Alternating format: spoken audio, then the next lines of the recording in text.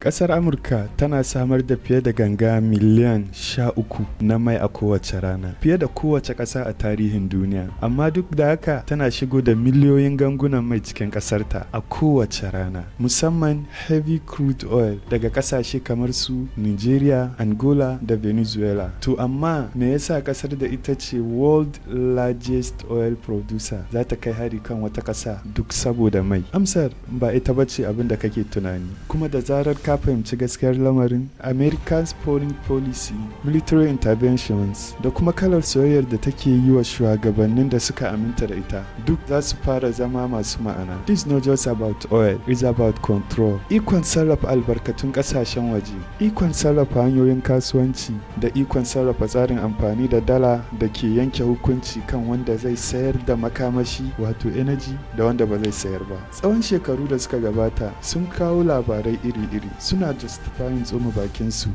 da aƙidar yaƙi da kwaminisanci wato communism da kuma yada dimokuraɗiyya a yankuna daban-daban gami da dakatar da ta'addanci. Amma takardun sirri daga gwamnati da suka bayyana da rahotanni daga hukumomi suna nuna wasu abin na daban. Daga Iran zuwa Congo, Libya zuwa Iraq da kuma Venezuela, tsarin dai guda ɗaya ne da ke ƙara maimaita kansa duk lokacin da wata ƙasa mai tarin albarkatun ƙarƙashin ƙasa ta yi ƙoƙarin sarrafa nata man ko albarkatunta, sai hakan ya zama matsalar da dole sai an magance shi ko ta halin kaka. Wani babban bincike da wani masanin siyasa Jeff Kogan ya gudanar ya nuna cewa tsakanin kashi 1 cikin 4 ko zuwa rabin duk yaƙe-yaƙen da ke faruwa a tsakanin ƙasashe tun daga shekarar 1973 zuwa yau suna da alaƙa da mai. Wannan bidiyon yana magana ne akan wannan tsarin. Tarihi ne na shekaru 75 na yadda Amurka ke shiga yaƙe-yaƙe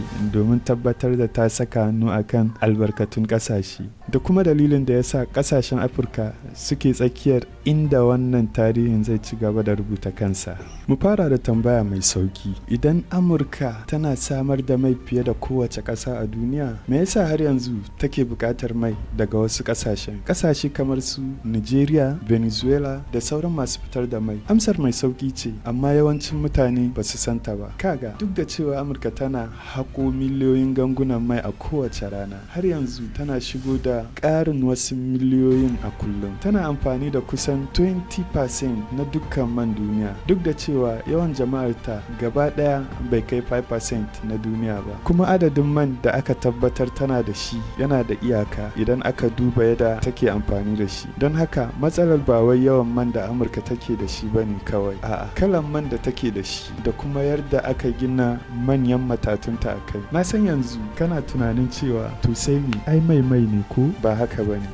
Mai ne, amma dukkan su ba kala daya bane. Man Amurka yawancin shi ba mai kyau bane, is light and sweet, low sulfur, low density, kuma yana da sauki wajen tacewa. Yawancin matatun mai na Amurka musamman a yankin Gold Coast an gina su ne shekaru 40 zuwa 50 da suka wuce domin amfani da kalan mai guda daya, heavy crude oil. Kusan kaso 70 cikin 100 na karfin tace man Amurka yana aiki ne sosai da mai nauyi wato heavy crude oil. Idan ka saka masa mai ba kalan da aka kirkire shi don shi ba, akwai matsala. Saboda haka shugabannin kamfanonin mai na Amurka suna da zaɓi guda biyu: ko dai su kashe ɗaruruwan biliyoyin daloli su sake gina wasu matatun man wanda zai ɗauki shekaru da dama kafin su kammala, ko kuma su ci gaba da amfani da wanda suke da shi, su rinka shigo da heavy crude oil daga ƙasashe da ke samar da shi. Sai suka zaɓi na biyun. Ga abin da ke faruwa: Amurka tana fitar da manta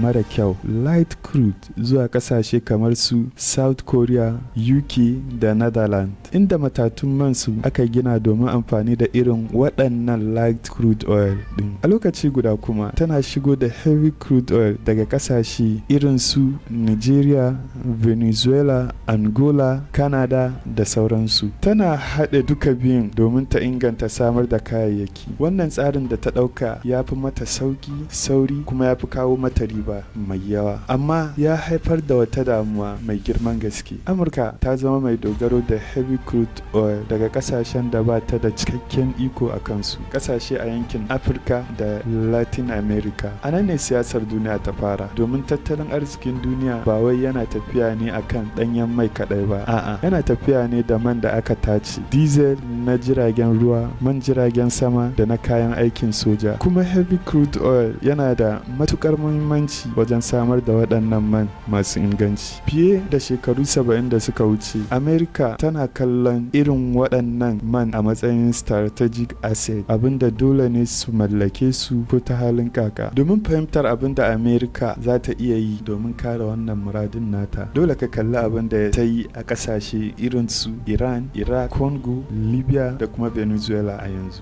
Amma kafin juyin mulki da yaƙe-yaƙen, ya kamata ka fahimci yadda mai ke da alaƙa da dala, wato Petro-Dollar a takaice. Bayan yaƙin duniya na biyu, wato World War III, dalar Amurka ta zama babbar kuɗin da ake amfani da ita a duniya. A ƙarƙashin tsarin Bretton Woods, ƙasashe za su iya musanya dalar su da zinari. Ƙimar dalar ta kasance kamar zinari a takaice. Amma a shekarar 1971, shugaban Amurka na wannan lokacin, Richard Nixon, ya kawo ƙarshen wannan tsarin. Amurka ta daina auna dalar ta da zinari. A dare guda, dalar ta zama kawai takarda kamar sauran takardu. To amma me yasa duniya bata watsar da ita ba har ta kawo yadda take a yanzu? Na san za ka iya tambaya. Amsar kuwa ita ce saboda mai. Shekaru 3 bayan faruwan hakan aka samu wannan amsar. Wata yarjejeniya da Amerika ta yi a ɓoye da ƙasar Saudi Arabia, wacce ta canza tattalin arzikin duniya na shekaru sama da 50 shine. Ga yadda yarjejeniyar take a aikace. Saudi Arabia ta amince cewa za ta sayar da manta da dalar Amurka ga duniya. Hakan nan sauran ƙasashen OPEC ma suka bi wannan sahun nata. In return, Amurka ta jaddada ba masarautar ƙasar ta Saudiya kariya na soji, kuma ta ƙarfafa ta na ta zuba ribar manta cikin takardun bashin Amurka da sauran kadarori a daloli. Wannan yarjejeniyar ya haifar da wani abu mai ƙarfin gaske ga duniya. Idan kana buƙatar mai, sai ka fara samun dala. Idan kana buƙatar dala, dole ta kasance a reserve ɗinka. Wannan ya baiwa Amurka manyan fa'idoji guda uku. Za ta iya kashe kuɗi fiye da yadda take samu, kuma ba abin da zai samu currency ɗinsu. Za ta iya kashe kuɗaɗe masu nauyin gaske akan sojojinta fiye da kowace ƙasa a duniya. Za ta iya ƙaƙabawa ƙasashe takunkumi ta hanyar cire su daga tsarin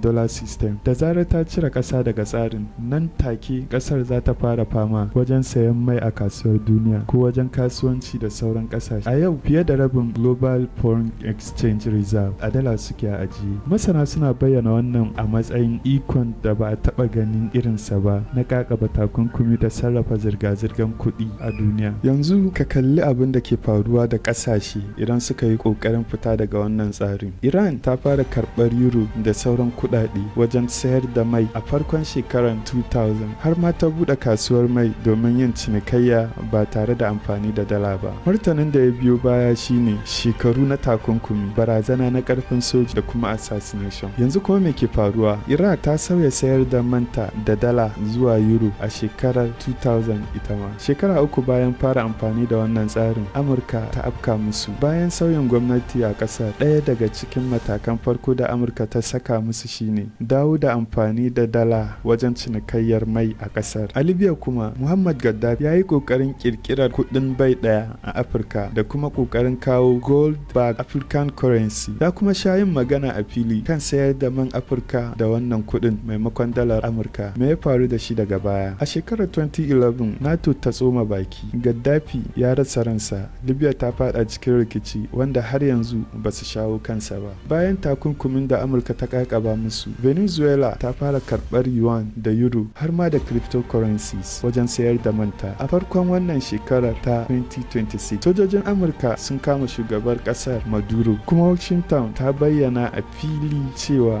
za ta karɓi ikon harkokin man ƙasar. Tsarin guda ɗaya ne kacal. Duk wani yunkuri mai ƙarfi na karkatar da yin cinikayya da dala, Amurka na ɗaukar sa a matsayin barazana gare ta, ba wai kawai shawara na tattalin arziki ba. Yanzu kuma wani sabon kalubale yake bullowa wanda ke barazana ga wannan tsarin. BRICS, Brazil, Russia, India, China da South Africa da wasu sabbin membobi suna ƙara ci gaba da amfani da wasu sabbin tsarin biyan kuɗi daban-daban domin kasuwanci tsakanin ƙasashe, musamman gwamnatin China tana ƙoƙari a dinga cinikayyar mai da yuan. Manufar shine rage dogaro da dalar Amurka. Kuma yankunan da suka fi muhimmanci su ne Afirka, Gabas ta Tsakiya da Latin America. Wuraren da ke da mafi yawan mai da ma'adanai su ne inda hankali ya fi karkata ga. Yanzu ka ɗauka a ce a filin wasan akwai wani sabon ɗan wasa mai tashi da yake ƙara harzuka abokin hamayyarsa. Wannan shine misalin China da Amurka.